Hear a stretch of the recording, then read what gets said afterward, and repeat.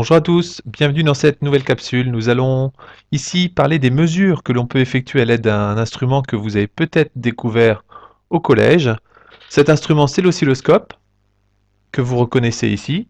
Et cet instrument va nous permettre d'effectuer des mesures de période et de fréquence de différents phénomènes périodiques. Alors il faut tout d'abord se rappeler que l'oscilloscope, c'est en fait un voltmètre, mais un voltmètre qui va permettre de mesurer une tension au cours du temps. Donc on peut noter cette première chose, un oscilloscope permet d'observer l'évolution d'une tension entre deux points d'un circuit au cours du temps, et il se branchera donc comme un voltmètre. Alors quand on voit pour la première fois un oscilloscope, on est impressionné par le nombre de boutons qu'il y a sur la façade de cet oscilloscope. Alors je vous rassure, vous n'aurez pas à savoir utiliser tous les boutons présents sur cet oscilloscope. On va apprendre lors des séances expérimentales à effectuer un réglage de base et nous utiliserons en particulier les boutons qui sont ici et ici. Donc ce sont ces deux boutons qu'il faudra bien connaître pour pouvoir effectuer correctement les mesures sur l'écran de l'oscilloscope. Alors pour comprendre l'intérêt de ces deux boutons que vous avez sur la façade, nous allons utiliser un logiciel gratuit que vous pouvez télécharger sur internet pour vous amuser. J'ai indiqué ici l'adresse internet de ce logiciel qui a été conçu par monsieur Serge Lagier. Euh, alors ce logiciel vous permet en fait d'avoir un oscilloscope, une animation, une simulation d'un oscilloscope qui vous montre les fonctions principales de l'oscilloscope. Alors on retrouve les deux boutons que j'évoquais précédemment, le bouton qui s'appelle le bouton base de temps, et nous avons également le bouton qui correspond à la sensibilité verticale de l'oscilloscope. Alors on va expliquer la nature de ces deux boutons en observant ce qui se passe lorsqu'on allume l'oscilloscope. Donc pour allumer l'oscilloscope, bien sûr, ici j'appuie sur le bouton ON, je vois apparaître un trait horizontal. En fait, ce trait horizontal, c'est un point lumineux qui se déplace de gauche à droite sur l'écran. Alors, pour vous persuader qu'il s'agit bien d'un point lumineux, je vais diminuer la vitesse de déplacement de ce point lumineux. Et pour diminuer la vitesse de déplacement du point lumineux, je vais utiliser le bouton base de temps, le bouton time par division. Alors, pour cela, je vais mettre par exemple 0,2 secondes. Et vous voyez sur l'écran qu'il y a un point lumineux qui se déplace. Alors, je vais augmenter l'intensité lumineuse de ce point lumineux, si c'est possible. Voilà. Et en fait, nous voyons que ce point lumineux parcourt un carreau. Alors, un carreau, c'est ce qu'on appelle une division. Il parcourt un carreau, une division, en 0,2 secondes. C'est ce qui est indiqué ici, au niveau du bouton base de temps. Alors maintenant, examinons ce qui se passe si jamais je tourne ce bouton base de temps et que, au lieu d'avoir 0,2 secondes, je passe à 0,1 seconde, comme je l'ai fait ici.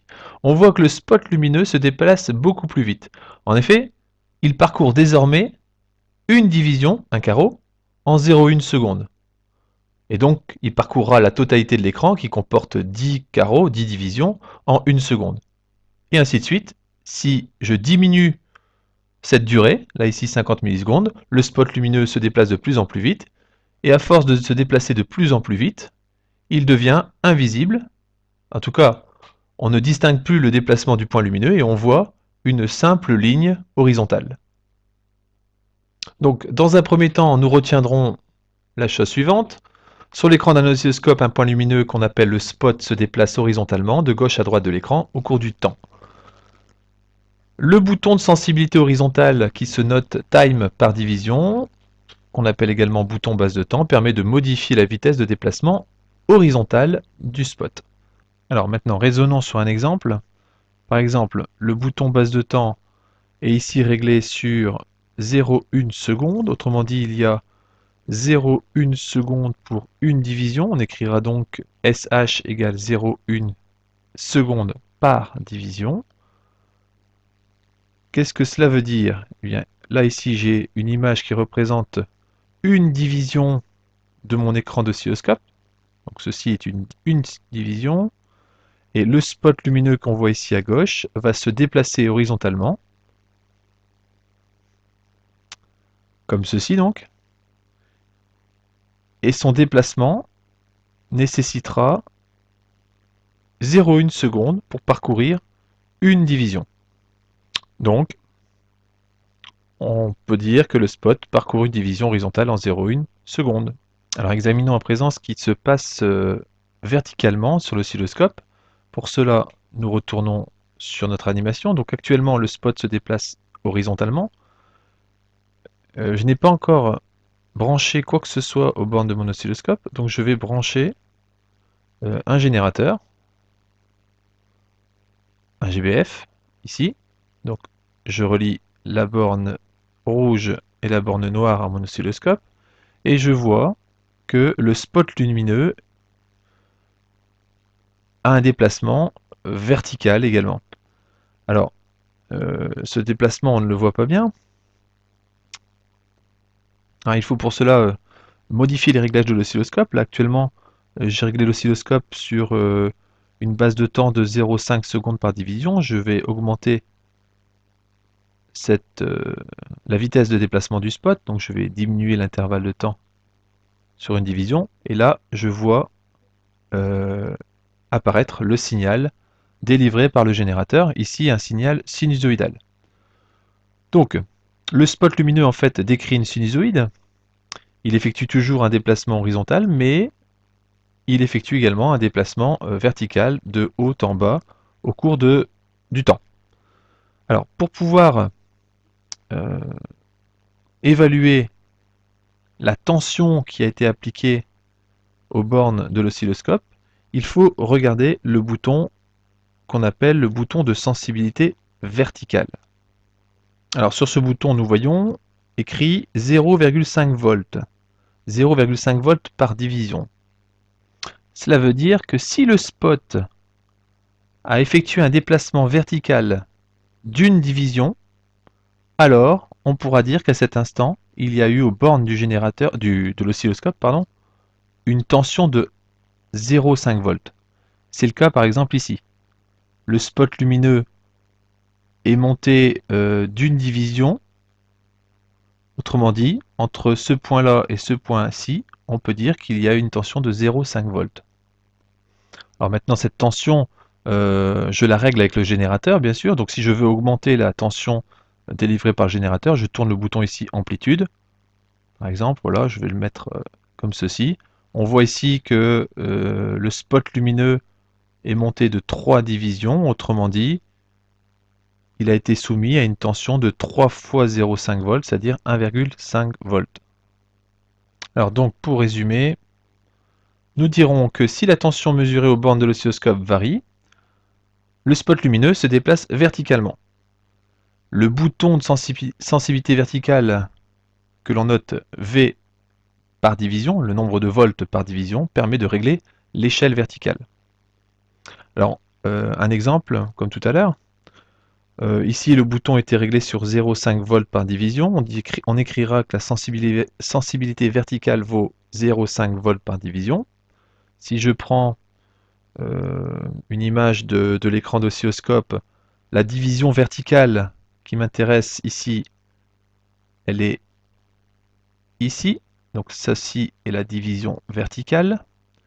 Et le spot lumineux, qui est le point rouge, se déplacera d'une division, une division verticale, comme ceci, si il est soumis à une tension de 0,5 volts. On dira donc que le spot lumineux se déplace verticalement d'une division si la tension appliquée aux bornes de l'oscilloscope vaut 0,5 volts. Alors maintenant que nous avons compris ces fondamentaux, nous allons pouvoir exploiter les renseignements que nous apportent ces deux boutons de sensibilité verticale et sensibilité horizontale pour effectuer des mesures sur l'écran d'oscilloscope. Je vais revenir pour cela à notre animation. Donc là ici, nous allons mesurer par exemple la fréquence du signal périodique que nous voyons à l'écran. Alors nous savons que la fréquence vaut 120 Hz et nous allons vérifier cette valeur en effectuant une mesure de période et de fréquence sur l'écran directement. Alors pour cela, j'ai ici une copie d'écran que vous venez de voir. Et pour cela, il y a une méthode. Tout d'abord, il faut repérer avec précision sur l'oscillogramme le nombre de divisions correspondant à une période. Donc la période sur mon écran d'oscilloscope, c'est la durée d'un motif élémentaire, on l'a vu dans la capsule précédente, c'est donc la durée entre ces deux maximums, mais ce n'est pas évident de repérer la position des maximums. On peut également repérer l'intersection de la courbe avec l'axe gradué. Et là, c'est beaucoup plus facile puisque les graduations se trouvent sur l'axe. Alors, on voit que cette période fait environ 4 divisions. 1, 2, 3, 4 divisions. Un peu plus que 4 divisions. Alors, il faut être précis dans la mesure. On ne peut pas se permettre de dire que ça fait environ 4 divisions. On a ici une précision à 0,1 division près. Pour cela, alors on va zoomer sur une division, comme celle-ci.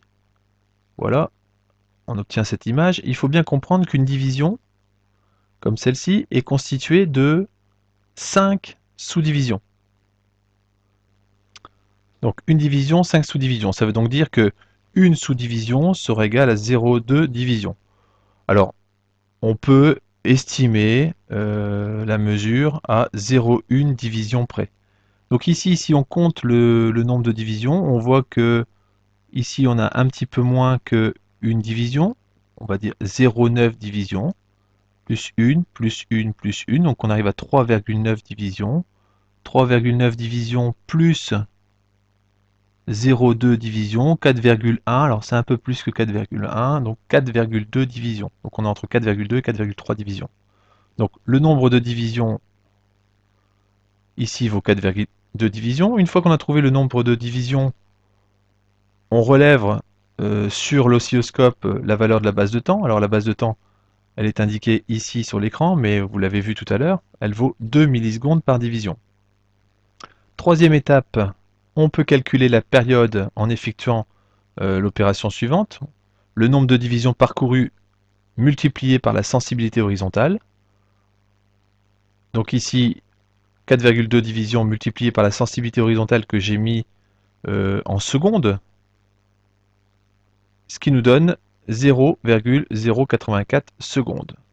Donc voilà la période de notre signal périodique. Maintenant qu'on veut déterminer la fréquence, il suffit d'appliquer la relation que nous avons vue dans la capsule précédente, à savoir 1 divisé par t, et nous obtenons 119 Hz. Alors ce résultat de 119 Hz est très proche de la valeur attendue, puisque nous avions une valeur réglée à 120 Hz. L'écart provient de l'imprécision sur la mesure faite à l'oscilloscope, l'imprécision sur le nombre de divisions horizontales que j'ai mesuré tout à l'heure. Je vous remercie pour votre attention et je vous dis à bientôt.